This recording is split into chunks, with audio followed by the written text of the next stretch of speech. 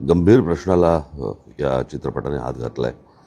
मी गेली अनेक वर्ष माझ्या भाषणांमधनं मी ही गोष्ट महाराष्ट्राला सतत सांगत आलो की आपल्याकडच्या जमिनी वाचवा, कारण जमीन हे तुमचं अस्तित्व आहे.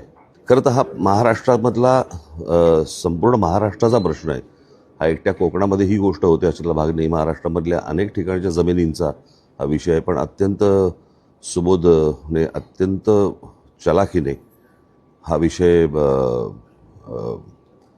चित्रपटाच्या माध्यमातून मांडला आहे आणि त्याला तो दशावताराचा त्याने ते सर्व रूपांमधनं ती गोष्ट आणली आहे. मी काय अर्थात चित्रपटाचं काही कथा सांगत नाही आहे, पण अत्यंत उत्कृष्ट छायाचित्रण, संगीत आणि दिग्दर्शक सुबोध जरी असला तरी महाराष्ट्राने बोध घ्यावा असा हा चित्रपट आहे.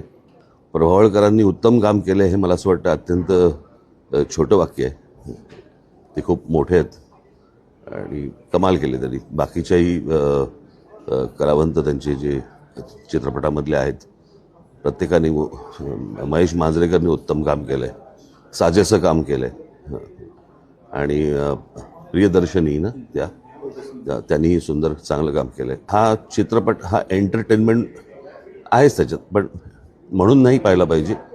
तर महाराष्ट्रातल्या अत्यंत गंभीर विषयाला या चित्रपटाने हात घातला आहे. याच्याबद्दल महाराष्ट्राने हा चित्रपट नक्की पाहिला पाहिजे.